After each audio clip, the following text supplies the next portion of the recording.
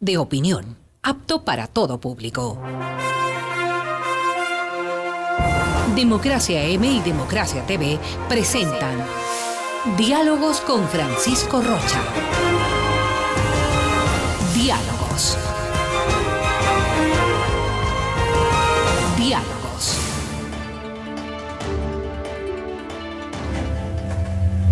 Buenas tardes, amigos. Informado por redes que estarían con nosotros Carlos Aldunvide, el director ejecutivo de la Cámara de Comercio de Quito.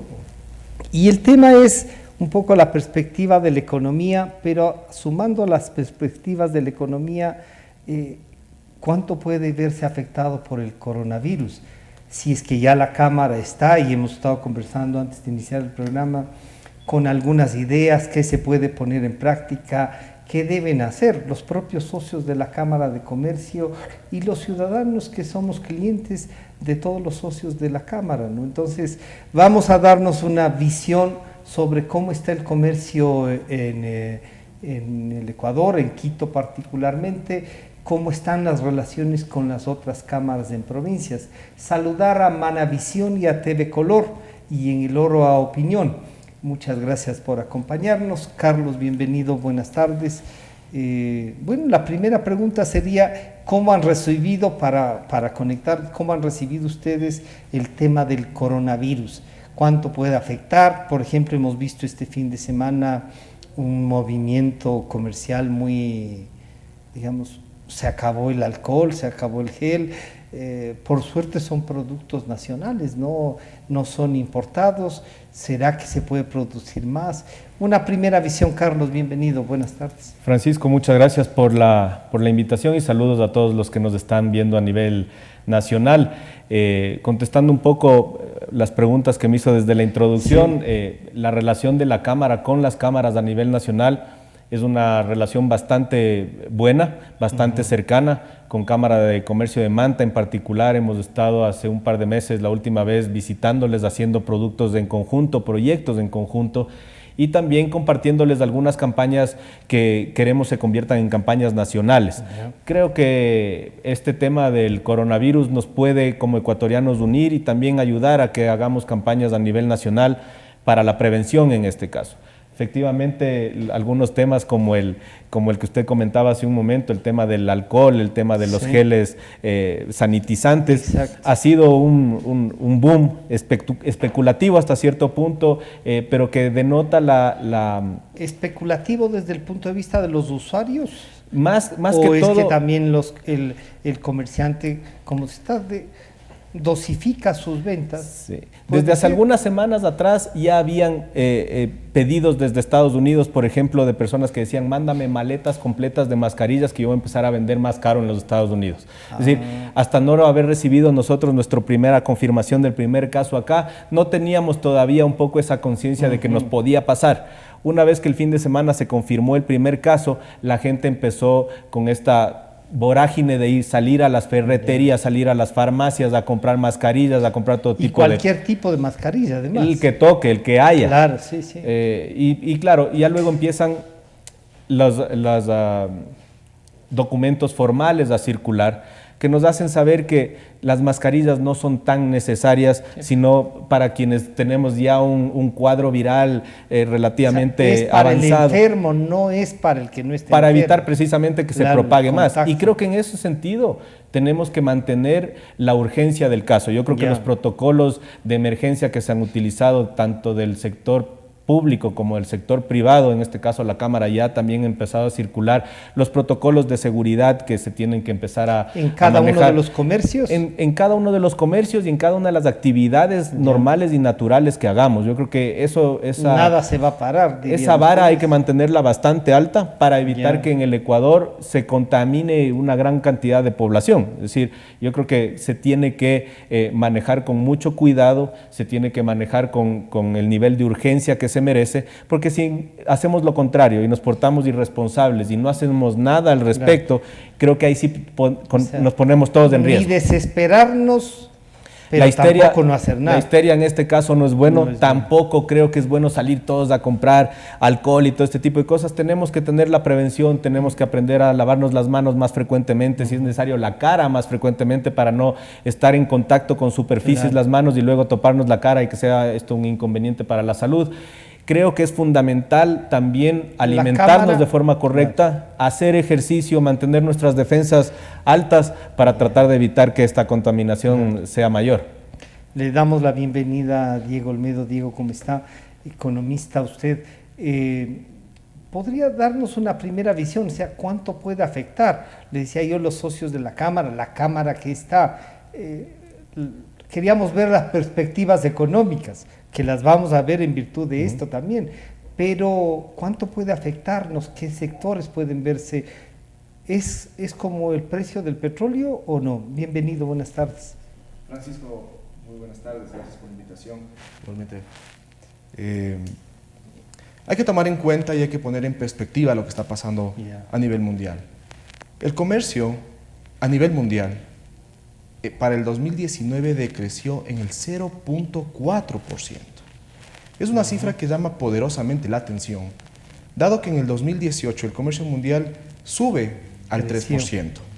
3%. Al 3%, Francisco.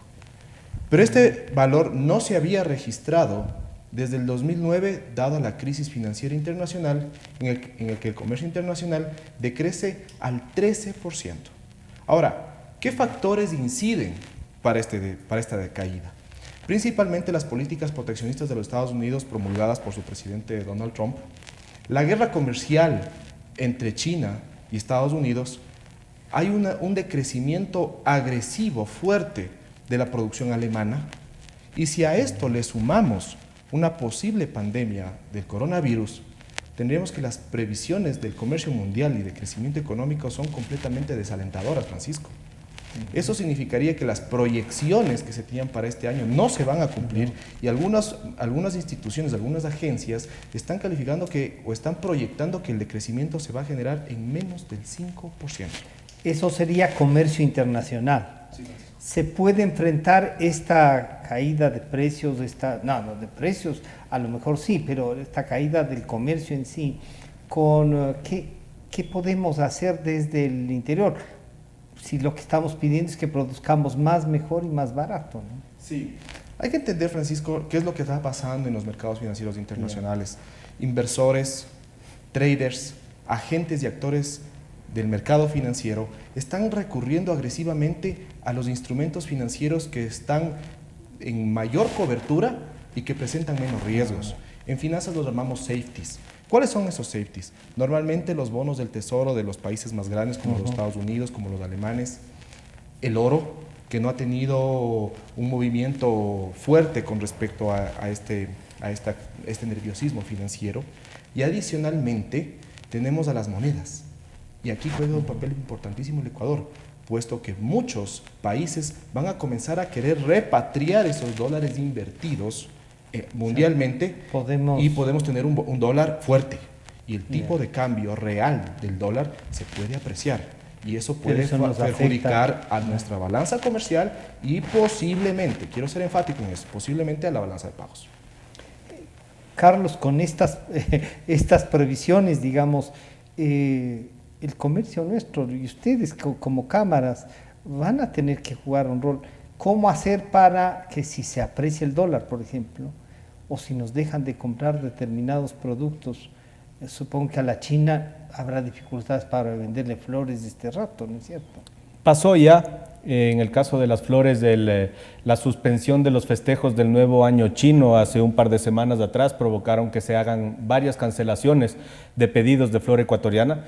Afortunadamente, apenas el 1.7% del total de las exportaciones de flores estaba destinado al mercado chino, cosa que no sucede en otros países de la región que tienen un volumen mayor de exportaciones no petroleras hacia la China. Pero claro, hay que estar bastante pendiente de este tema, y por eso nosotros como Cámara hemos siempre, y creo que ahí concordamos con el compañero de tertulia ahora acá, de que se tiene que trabajar en una agenda de competitividad interna en el Ecuador. En el Ecuador todavía hay mucho trabajo por hacer a la interna, es decir, A ver, yo creo que este mes de marzo es fundamental tenerlo en la mira de cómo se desarrolla este virus del coronavirus.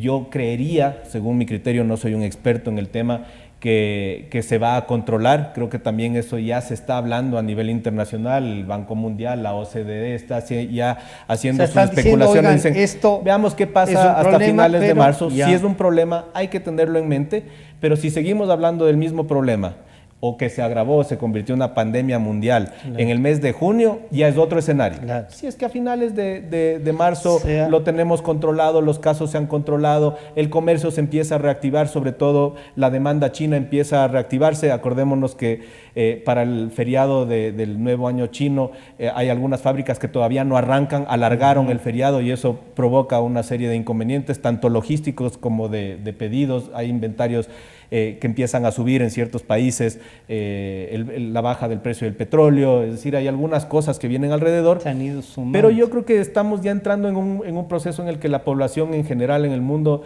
empieza a enterarse de que esto puede resultar una gripe más. No lo estoy diciendo de manera irresponsable, pero sí que es una cepa nueva que se pueda que hay que tratarla así, con cuidado, pero es manejable, que los índices de mortalidad son similares a otras que han ocurrido en los últimos años, ¿no? Y que no hay mayor cosa por la cual preocuparse. Sin embargo, como Ecuador sí es importante, la China es un gran comprador de productos ecuatorianos.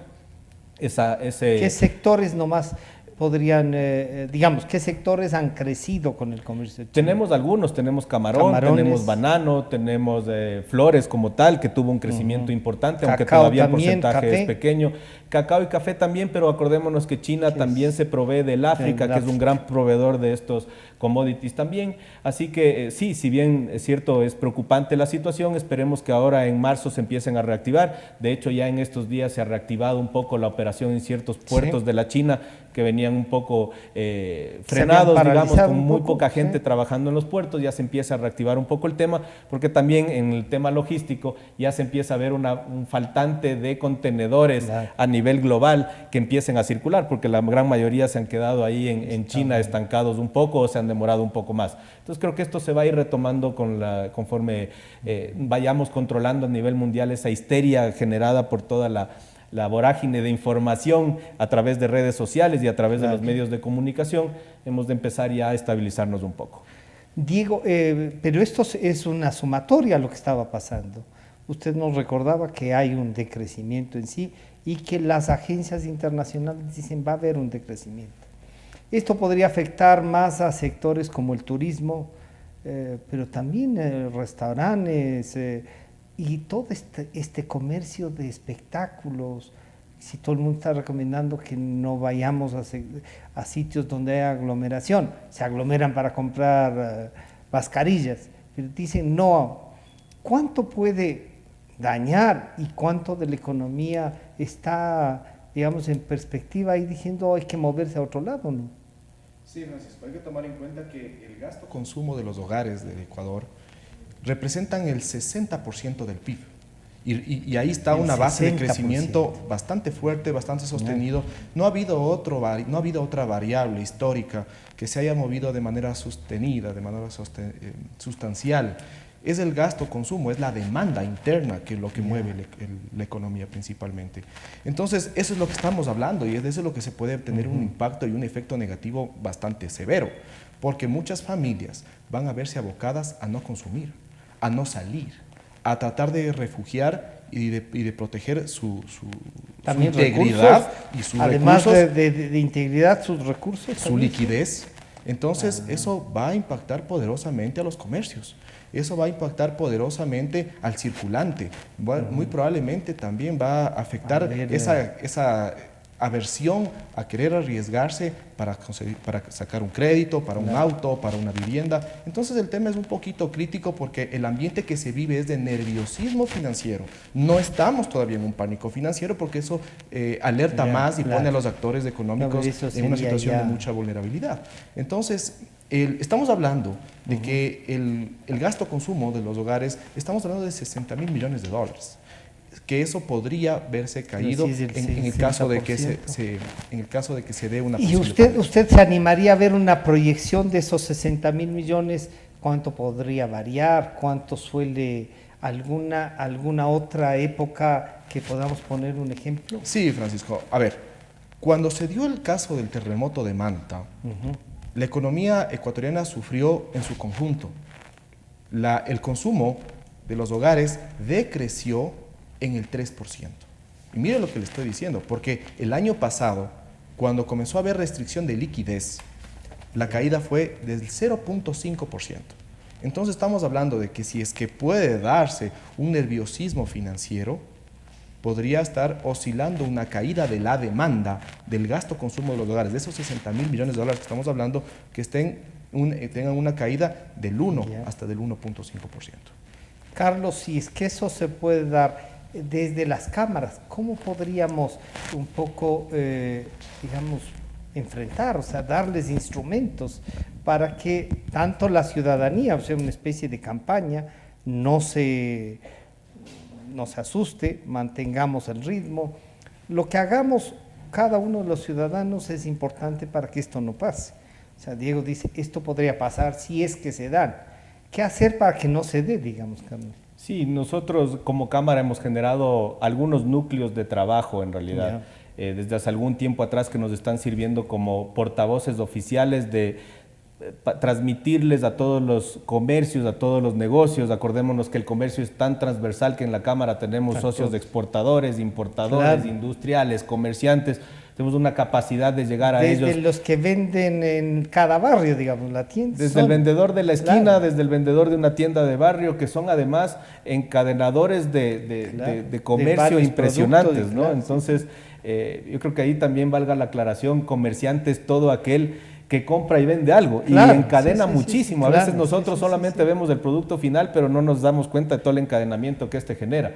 Y a través de esa llegada, tanto a los pequeños, medianos y grandes comerciantes y en general empresarios del país, estamos haciendo una campaña fuerte para hacerles saber de que tenemos que tener precauciones, que tenemos que estar preparados, pero definitivamente tenemos que también tratar de buscar ciertas alternativas y ciertas oportunidades de negocio, ¿sí? Por ponerles un ejemplo, he conversado con gente de El Salvador, con gente de Guatemala, con gente de África también inclusive, que ven esto como una gran oportunidad. Dicen, oye, yo estoy teniendo una baja en la provisión de ciertas materias primas desde la China. ¿Tienen ustedes desde Ecuador? Ahí viene el tema, de nuevo voy a hacer hincapié en el tema de la competitividad, de la agenda de competitividad. Es decir, si nosotros tenemos que estar pendientes de los mercados financieros, de lo que suceda a nivel mundial, pero tenemos que estar mucho más pendientes de mejorar y de solucionar el problema interno en el Ecuador, para que a través de esa competitividad, esa eficiencia, ese impulso que nos den al productor local,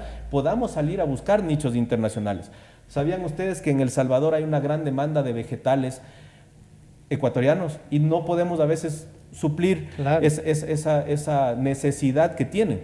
Tenemos un acuerdo parcial con El Salvador y El Salvador tiene vegetales que importa desde los Estados Unidos carísimos, cuando podríamos nosotros abastecerles desde Ecuador y encontrar un nicho que no es muy grande, pero un nicho que actualmente tiene una necesidad. Lo mismo pasa con el camarón ecuatoriano. Para el Ecuador, El Salvador, estamos ahí. Pues, ¿no? Exacto, es lo que siempre se ha dicho. Y no verlo solo como El Salvador. Los 30 o 40 millones de brasileños del noreste que están, digamos, en línea recta con nosotros, nunca le hemos apuntado a ese Nunca le hemos apuntado. Brasil es un país que tiene además una producción local que sirve muchísimo para su abastecimiento local, pero en el caso de Centroamérica creo que podríamos verlo como una región. De hecho, ellos se manejan como región, todo Centroamérica, y sumando es un mercado que resulta bastante interesante. Entonces, ¿dónde podemos crecer nosotros? Podemos crecer, buscar nuevos nichos, hacer exportación de productos no tradicionales ecuatorianos a mercados no tradicionales para el Ecuador. Creo que son esas alternativas que nosotros como Cámara de Comercio de Quito hemos hecho algunas misiones comerciales tratando de acercar estos diferentes mercados para buscar precisamente alternativas ante crisis como estas. Por eso es que en cualquier tipo de empresa o industria, cuando uno tiene un producto, uno trata de no poner todos los huevos en la misma canasta por si acaso algo suceda. Es decir, uno no puede depender únicamente del mercado americano, del mercado chino en este caso, o del mercado centroamericano. Tiene que diversificar y siempre tener en la mira otras alternativas. Como Cámara, a nivel internacional, formamos parte de algunas redes internacionales de cámaras de comercio, de cámaras de industrias, que nos ayudan a tener los contactos para buscar alternativas para productos ecuatorianos. Y esa sería una alternativa. O sea que el llegar a un acuerdo comercial con los Estados Unidos, esta posibilidad que se abrió después de la visita del presidente Moreno, no es lo último, es un acuerdo más, dirían ustedes. Es un acuerdo fundamental, Yeah. es un acuerdo importantísimo, es nuestro principal socio comercial, digan lo que digan, tal vez la Unión Europea por ahí tiene alguna ventaja, con China estamos básicamente igualados en el nivel de exportaciones de productos ecuatorianos, pero creo que geopolíticamente, política y económicamente es fundamental tener un acuerdo con su principal socio. En Estados Unidos tiene usted 333 para millones de personas. Para no depender de estas medidas arancelarias que es a criterio de los Estados Unidos, ¿no? Los beneficios arancelarios del sistema general de preferencias es algo que nos tiene en ascuas a todos los empresarios ecuatorianos. Cada diciembre es a juntar las manos y a ver si es que lo renovan rápidamente, porque han habido periodos anteriores en los que se renova cada año, el último periodo se lo va a hacer cada 2 años, pero se vence ya en diciembre de este año. Y han habido periodos en los que, por no ser un tema crítico para el gobierno americano, ni para el Congreso, ni para el Senado, donde se discute para su aprobación o renovación, hemos pasado de la fecha límite y eso nos ha hecho que algunas empresas o ciertas partidas arancelarias incluso empiecen a ingresar con aranceles y se luego pagan, se haga un ¿no? pago retroactivo que es todo un conflicto especie de fiscal devolución, después y todo, claro. ¿no es cierto? Entonces, creo que un acuerdo comercial con Estados Unidos nos va a dar certeza como ecuatorianos para poder hacer inversiones o atraer inversiones extranjeras pensando en el largo plazo teniendo un mercado tan importante como el americano. Diego, o sea que instrumentos para enfrentar este conflicto tenemos. Y de lo que acaba de decir Carlos, podría convertirse en una gran oportunidad, más allá de que ya el virus está de visita en el Ecuador, ¿no es cierto? Cómo lo controlemos, cómo nos manejemos con eso va a ser importante. Pero aquí hay entonces una oportunidad que podría revertirse incluso de lo que nos está pasando y dar un paso, o es demasiado, digamos, bonito como para soñar en eso. Sí, yo creo que es muy importante, Francisco, tomar en cuenta los acuerdos políticos, sociales y económicos que merece en este momento el Ecuador. Si bien es cierto, el comercio internacional es un tema pendiente que ha sido de muchos gobiernos, un lastre que lastimosamente no le ha podido dar una expansión como debería. Somos un país rico en commodities que podemos tranquilamente superar el umbral de los 20.000 millones de dólares de exportación. Pero creo que es más importante, Francisco, Carlos, conversar sobre lo que está pasando a nivel de finanzas públicas. Es importantísimo tratar de balancear ese déficit fiscal, o sea, que el sector público también camine en virtud de los avances que pueda hacer el sector privado. Totalmente. Y creo que el sector empresarial necesitamos esa inyección de confianza de parte del gobierno, que un poco ya entre en este costal de la austeridad, porque las cifras que evalué apenas el día de ayer, estamos hablando de que a la fecha se han gastado 2.500 millones de dólares y han ingresado 2.200 millones, es decir, que ya tenemos un déficit de 300 millones de dólares, un poquito más. Pero todavía el gobierno no se entera o todavía no hace esas decisiones estructurales radicales que necesita la economía para brindar confianza, y eso precisamente, que los mercados internacionales absorban esas señales y poder reducir el riesgo país, Francisco. No puede ser que en dolarización todavía tengamos tasas de interés tan altas. Entonces eso perjudica y lesiona mucho la actividad del sector empresarial, Carlos, y del la sector trabajador-consumidor. Y ataca principalmente, como usted dice, y como hablamos como dice Carlos, eso lesiona directamente la productividad y la competitividad. Pero al parecer este gobierno, falta todavía un año, uno diría falta el 33.33%, pero parece como que quiere pasar. Sí. O sea, mayores cosas no podemos esperar. Y claro, y uno dice, veamos entonces el sector privado, cómo le echamos ganas y le ayudamos a que pase también. Así quieren, pues no, o sea, pero no veo una idea sobre combustibles, no se ve una idea clara sobre reducir más, y ahí le voy a preguntar a Carlos si también dejar sin empleo a la gente puede generar más problemas en esto que usted ha dicho, es del 60% del consumo, si no tienen trabajo, ¿qué consumen? Estas dos cosas, ¿cómo las enfrentarían? Sí, y en eso hay que ser muy enfáticos. El gasto-consumo de los hogares, como digo, se representa el 60% del PIB, pero también el peso que tiene el sector público dentro del PIB es del 38%. Eso es muy fuerte para una casi economía. 40% del Entonces, PIB es eso. eso representa un peso muy grande, que eso es insostenible. Y precisamente lo estamos viendo en los niveles de financiamiento de tipo interno y externo que va a ir absorbiendo y que toca amortizarlos de aquí hasta el 2029. Francisco, Carlos, hay que tomar en cuenta que serían 70.000 millones de dólares, el 70% del PIB, lo que hay que pagar de aquí a 10 años. O sea, ahí prácticamente estamos jugando una generación y media en la que está hipotecada las finanzas públicas. Entonces, de estas cosas deberíamos conversarlas detenidamente, analizarlas, precisamente para ver por dónde viene el recorte. La focalización sí va a servir. Pero el gasto corriente, el peso que tiene los sueldos y salarios, la compra de bienes y servicios públicos todavía es algo que no se topa y debía haberse hecho al inicio de la gestión del presidente Moreno. Entonces, son decisiones que se han venido postergando y que al nuevo presidente le va a dar un dolor de cabeza, porque si es que aparte de estos... A él sí le harán las bullas como las de octubre. Correcto, porque si es que estos temas no se tratan debidamente y adicional tenemos un caso de una posible pandemia del coronavirus que puede afectar a nivel mundial, prácticamente para el próximo gobierno ahora vamos a tener que hablar de problemas y de desbalances en la balanza de pagos y ahí se vuelve las condiciones, las mejores condiciones para que aterrice el FMI. Porque el Ecuador desde 1983 viene con crisis recurrentes, con desequilibrios recurrentes de balanza de pagos y ahí no toca más que ir a recurrir a los fondos al Fondo Monetario Internacional. Pero claro, como uno dice, Carlos, al fondo va cuando ya la cosa ya no ha funcionado, ¿no? En esta vez el gobierno acudió al fondo, pero digamos para llegar a un acuerdo de crédito más barato, pero tampoco se ha visto un refinanciamiento de la deuda con la China, sobre todo eso que es una especie de... No sabemos qué nomás es, ni cuánto, ni cómo, ni por qué no se pueden conocer los contratos. ¿Cómo enfrentar esta parte pública que Diego dice, oigan, esto es tan importante que es del 38% y hay que resolverlo? Pero desde el sector privado se puede pedirle al gobierno que sube el diésel. ¿Qué más se puede pedir? En el sector privado, desde hace algunos años atrás ya se eliminó el subsidio al diésel y a las tarifas de energía eléctrica. Ya el sector privado desde hace algunos años viene absorbiendo esos golpes. Que no salgamos a las calles a quemar el país es una cosa completamente distinta. Pero claro, y por eso hay que leerlo bien geopolíticamente, políticamente, porque el mensaje que dejó el gobierno al ser tan débil en sus negociaciones, primero con el fondo y luego con las revueltas que hubo aquí, es que el mensaje que nos dan es que hay que salir a quemar las calles para que le escuchen a uno. Y ese es un mensaje equivocado que yo creo que en el Ecuador no se merecía ni se merece para nada.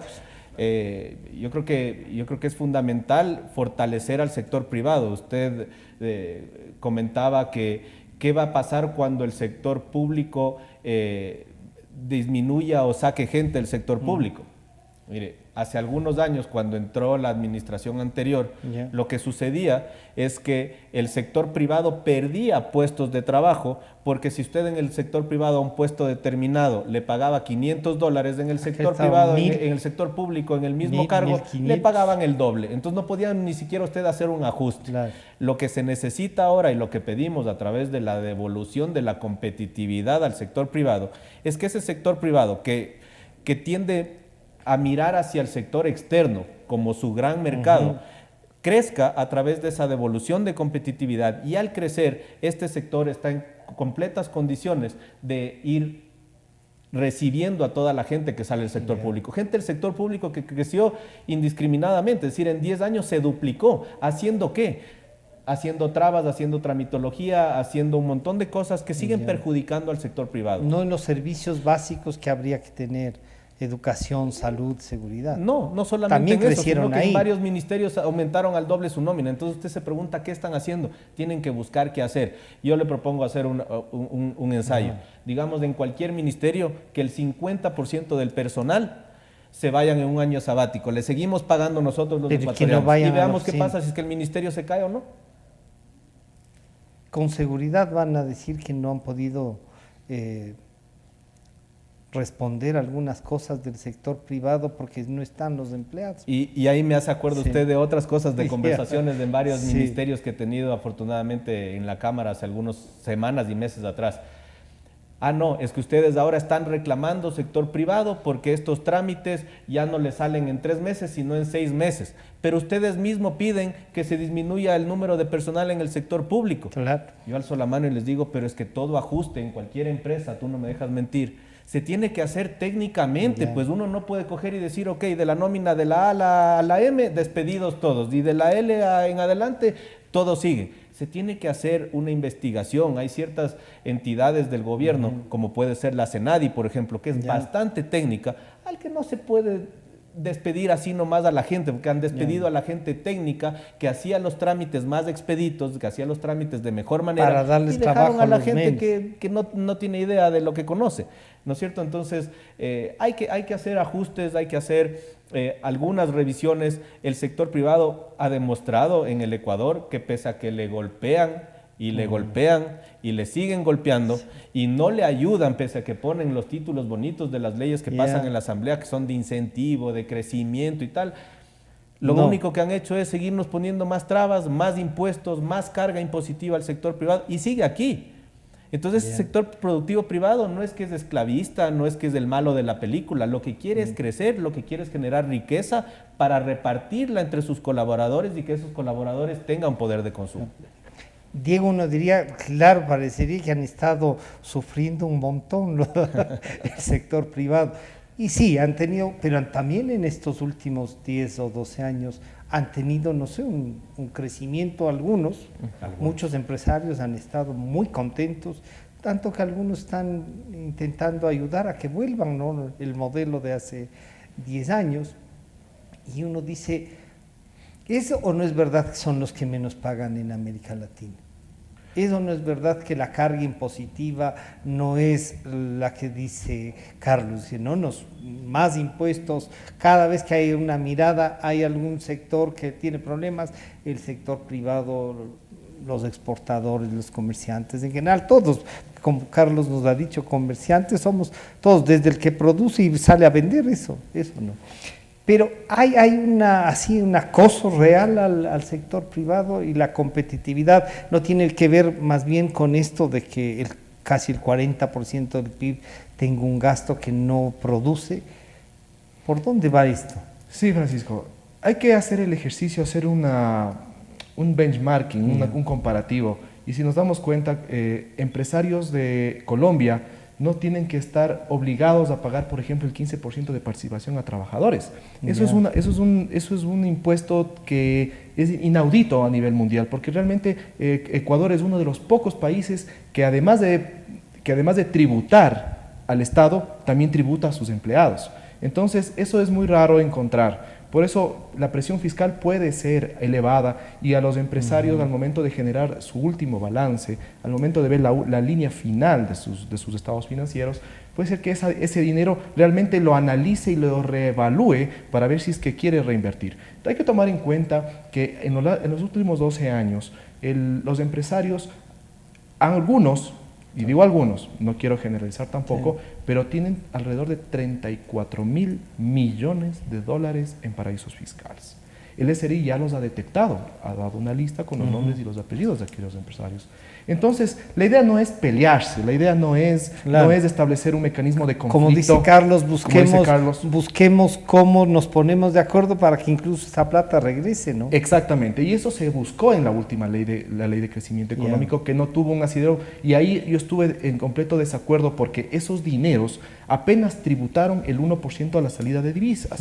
Entonces, si es que iba a hacer si es que el gobierno quería realmente aprovechar estos dineros que están en el exterior para que se repatrien y puedan incentivar la inversión que necesitamos, tenía que haberle buscado otro mecanismo. Creo que asustó mucho a los empresarios que tienen el dinero afuera, y no se generó absolutamente nada. El ministro de Economía lo señaló que podría ser un buen resultado 300 millones. Francisco, aquí con 300 millones de dólares no hacemos absolutamente nada. Lo que necesita el Ecuador es por lo menos 5.000 millones de dólares para realmente activar la inversión, reactivar la producción, el consumo, la demanda. Pero lastimosamente no tuvo acogida la ley de crecimiento, no pasó por la asamblea, no pasó socialmente. Entonces ahora le toca al gobierno o al nuevo presidente reformular ese mecanismo que realmente genere confianza en el sector empresarial. ¿Eso significaría que los actuales no nos renunciamos a que hagan algo, este ministro y este presidente? Han hecho algunas iniciativas, Francisco, y yo aplaudo eso. Sí. Creo que es importante, pero como digo, el sector empresarial y el sector trabajador consumidor necesitan esa inyección de confianza poderosa y agresiva, y es que vean a un gobierno, vean a un Estado que se comienza a achicar y que no va a buscar nuevas fuentes de financiamiento, porque eso va a empeorar la situación de las tasas de interés. En la medida en que el gobierno comience a dar esas señales, yo estoy seguro, Francisco, que el sector empresarial va a ver con una venia el tema de la repatriación de los fondos. Es por ahí donde es el camino, es esa voluntad política que le está faltando al Ecuador y que no tiene nada que ver, y que dejamos el precio del petróleo en segundo orden porque es un tema de voluntad política que necesita el Ecuador y que está incidiendo poderosamente en el elevado riesgo país que estamos sufriendo hoy día. Carlos, claro, sí.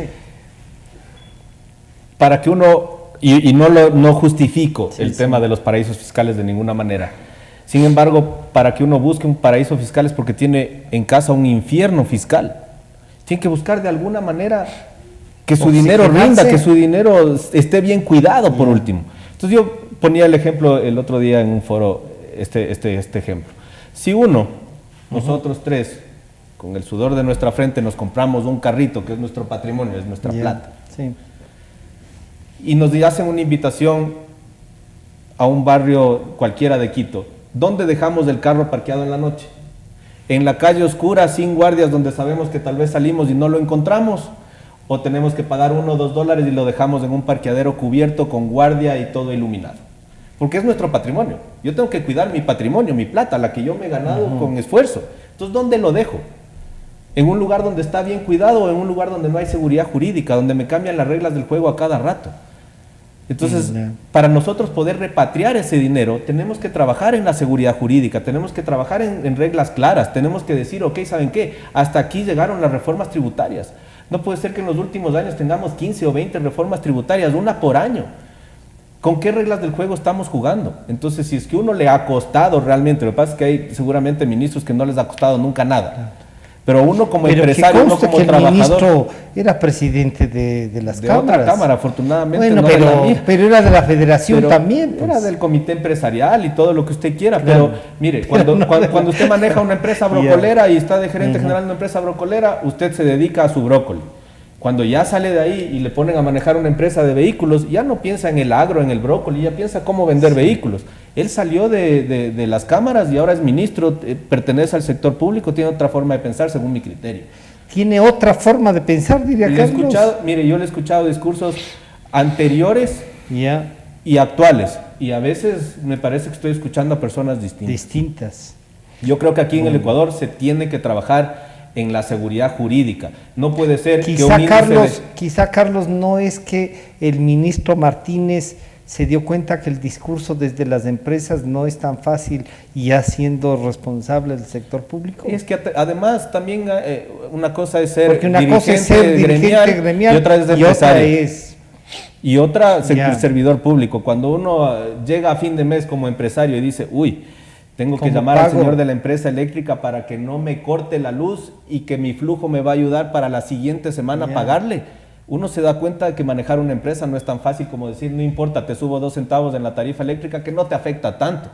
Hay empresas que les afecta más, hay empresas que les afecta menos. Cuando uno dice, no puedo dejar de pagar el IES o el SRI porque me clausuran, porque me visitan y me cierran la fábrica y dejo de producir y quiebro, uno se da cuenta que por eso entonces uno pelea tanto por ese centavito de la subida del salario en diciembre. Pero Carlos, la seguridad social no es un impuesto, es una obligación claro. Y créame que esa es de las cosas que el empresario ecuatoriano está consciente pagar. Y nunca deja pendiente, ni el IES ni el SRI. No, el SRI tal vez, y en algunos casos. Yo he visto algunos haciendo ya acuerdos para ver cómo pagan al futuro, pero el Seguro Social tiene una tasa de morosidad que no es poca. Y es precisamente por falta de flujo, porque las empresas ahora en el Ecuador están con problemas de flujo importantes que no podemos controlar. Es decir, ya uno llega a raspar la olla a fin de mes y a veces el IES se termina venciendo y afortunadamente le digo, hay casos en los que se quedan vencidas las empresas, pero nunca olvidan que es una obligación que no pueden dejar de cumplir. Yo creo que en ese sentido los empresarios ecuatorianos en la gran mayoría se han formalizado bastante. Sí se han formalizado en la gran mayoría y sobre todo incluso esto de afiliar, ¿no? Porque esto generaba un conflicto y ahora con esta posibilidad de ir a la cárcel, como que...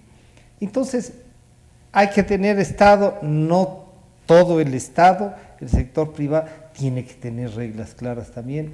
A veces a mí, y por eso les repreguntaba a Carlos, digo, a veces los empresarios dicen, pagamos el seguro social, como que es un esfuerzo, pero es una obligación de relación social, pues, que estamos viendo al futuro y hay una, digamos, y ahí hay una forma de redistribución y de garantizar socialmente a la gente que tiene trabajo, imagínense, que no son pues la mayoría de los ecuatorianos, ¿no?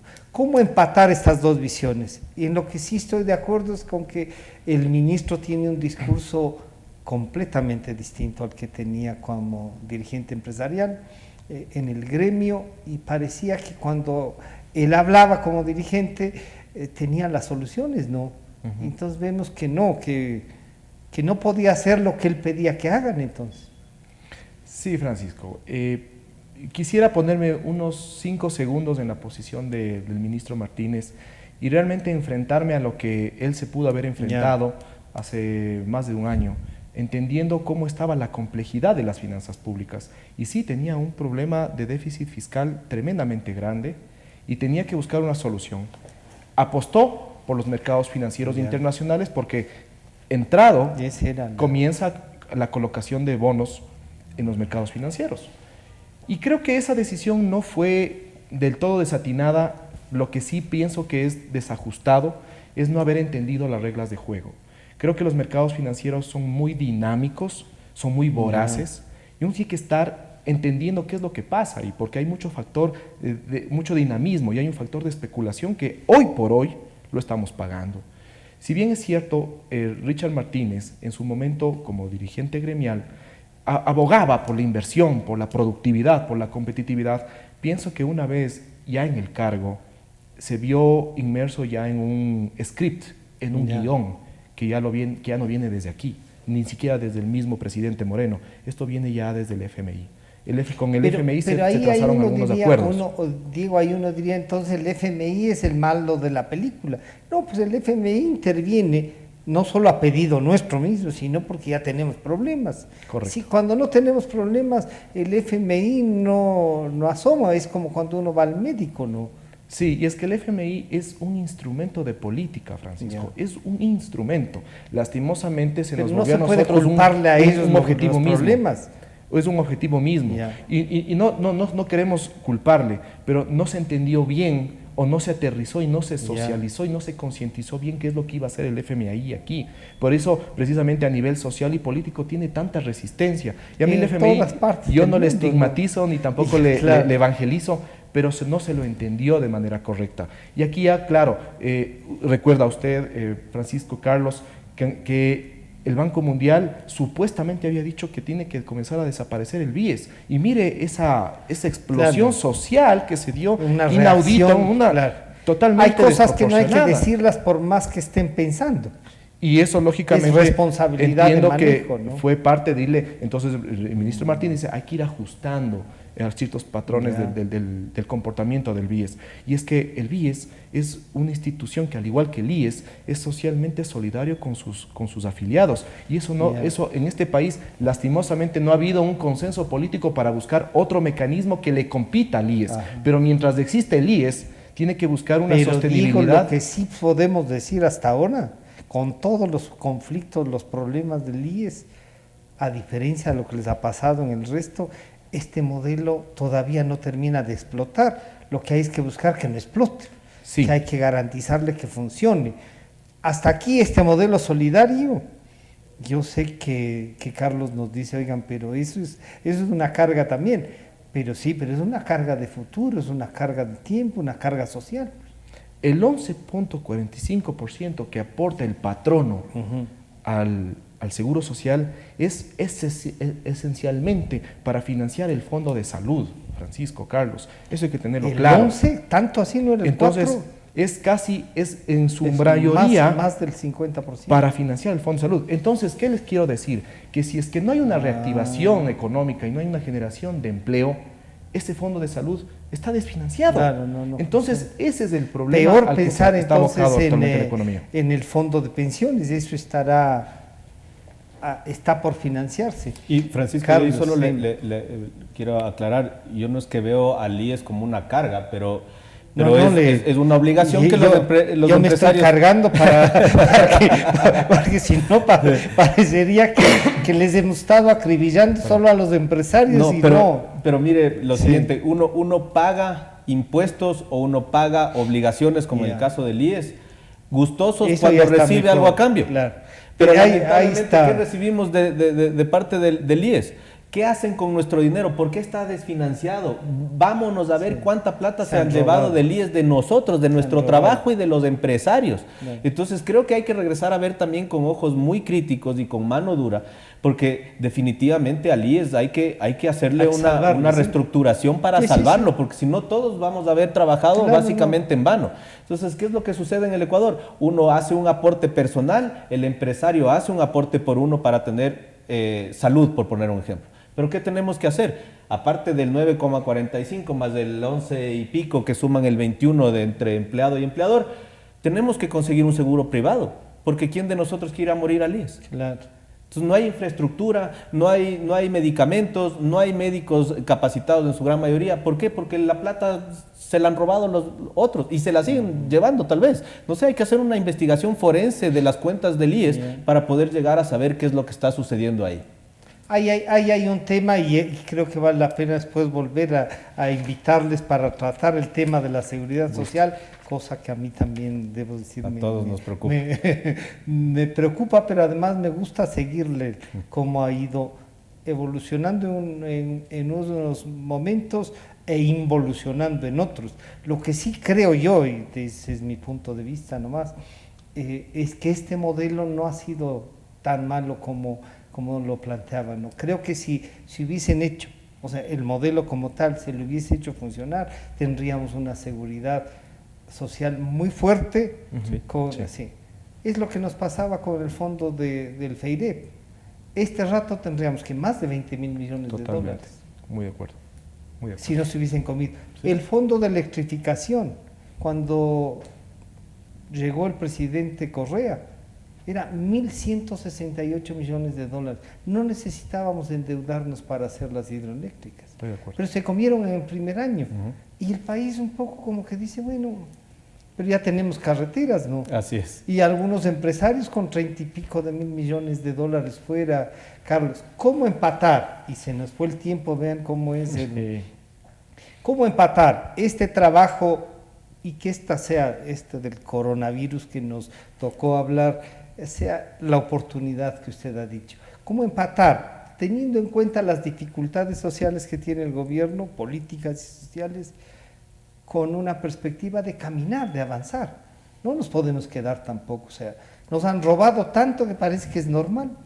Sí, y ahí usted me pone casi en bandeja de plata dos proyectos esenciales que estamos manejando ahora en la Cámara. Lo uno... Y a propósito, ahí también nos cuenta lo de honestidad. Sí, precisamente iba a eso. El dejar de ver lo incorrecto como algo normal. El no bajar los brazos ante la corrupción y no decir, ok, ¿saben qué? Perdí la batalla. Es el detonante de esta campaña de honestidad criolla. Nosotros lo que queremos con esto es combatir la viveza criolla con la honestidad criolla, que todos tengamos el concepto de integridad en nuestra cabeza. Integridad significa hacer lo correcto pese a que nadie nos esté viendo. Y eso es lo que necesitamos nosotros como empresarios, necesitamos nosotros como políticos, como servidores públicos, como padres de familia. En cualquier actividad nuestra tenemos que decir, ok, nadie me está viendo, pero no voy a botar el papel por la ventana del vehículo, no me voy a colar en la fila del banco. Me dieron mal el vuelto, si el tipo no se dio cuenta me lo quedo. Es decir, ese concepto de integridad a través de la educación, de valores, cambiar el concepto de viveza criolla a honestidad criolla, que nos empiecen a conocer como ecuatorianos, como una sociedad culta, como una sociedad de gente proba y no como una sociedad de gente corrupta. Carlos, ¿por qué la gente, en cambio, cuando uno pregunta en Europa, en otros países, tienen una buena imagen nuestra?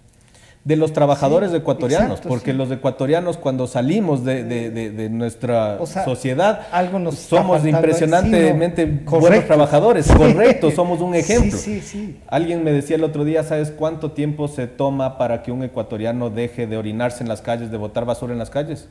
Y me dijeron 3 horas y media.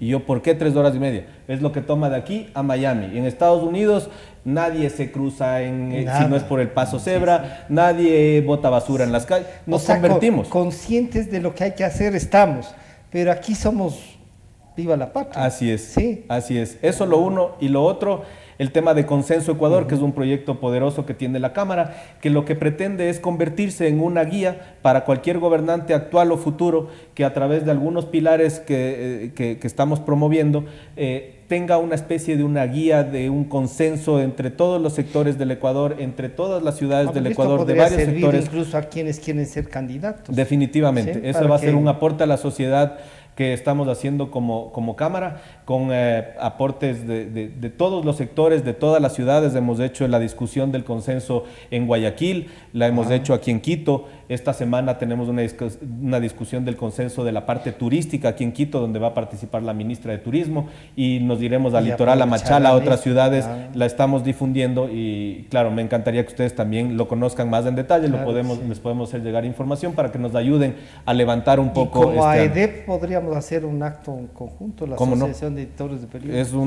Las dos en general son campañas que las llamamos un poco apolíticas, que las queremos que se conviertan a nivel nacional y que todos los ecuatorianos las tomen como propias, porque aquí no hay un logo de una cámara o de un personaje, esto es a nivel nacional. Queremos hacer y dejar ese legado a nivel nacional. Diego, ¿qué posibilidades hay de que los candidatos nos propongan cosas que pueden a lo mejor algún rato pensar, decir esto, no digas esto, te va a quitar votos, pero peor si llegan sin decir y tienen que hacer? Sí, Francisco, y ahí la responsabilidad que tiene el próximo ecuatoriano que vaya a ser elegido presidente de la República es muy grande, porque mi consejo, si es que algún momento me da la oportunidad de expresarlo así, sería el que socialice y concientice este famoso acuerdo, como dice Carlos, un consenso, que sea de tipo económico, que sea de tipo político, que sea de tipo social, a fin de proyectar las cámaras, los sectores sociales, a fin de hacer mesas técnicas, mesas de diálogo que proyecten al Ecuador al 2030. ¿Por qué al 2030? Porque tenemos al 2029 que pagar 70.000 millones de dólares en deuda, que eso a cualquier país le estresa. Entonces pienso que el Ecuador necesita ese acuerdo y se lo puede hacer en estos momentos, dado que estamos en esta transición política. Es importante conversarlo sobre los verdaderos retos que merece el Ecuador del 2030, y pienso que es un momento crucial, dado que tenemos algunos retos que cumplir, y entre ellos la reforma laboral, y eso a nivel empresarial nos preocupa mucho de lo que puede pasar tanto en el sector empresarial como en el sector trabajador consumidor, y que haya una sostenibilidad y una sustentabilidad de aquí a largo plazo. Bueno, vamos a tomarles la palabra y a invitarles entonces a desarrollar seguridad social, tema laboral, que pueden estar, digamos, en conjunto, pero las perspectivas que ustedes nos dan, digamos, más allá del coronavirus, hay cosas que hay que hacer. Totalmente. ¿Cierto? Que hay que hacer. Y yo les quiero agradecer a ustedes por acompañarnos. Gracias. Han estado con nosotros el economista Diego Olmedo y Carlos Aldunvide, el director ejecutivo de la Cámara de Comercio. Muchas gracias, Carlos y Diego, por acompañarnos. Gracias a nuestros amigos de Manavisión y TV Color, a Opinión también en El Oro. Este programa estará nuevamente a su disposición a partir de las 3 de la tarde. A todos los estaremos repartiendo. A Democracia 920, muchísimas gracias. Nos encontramos el miércoles. Sentimos lo que la gente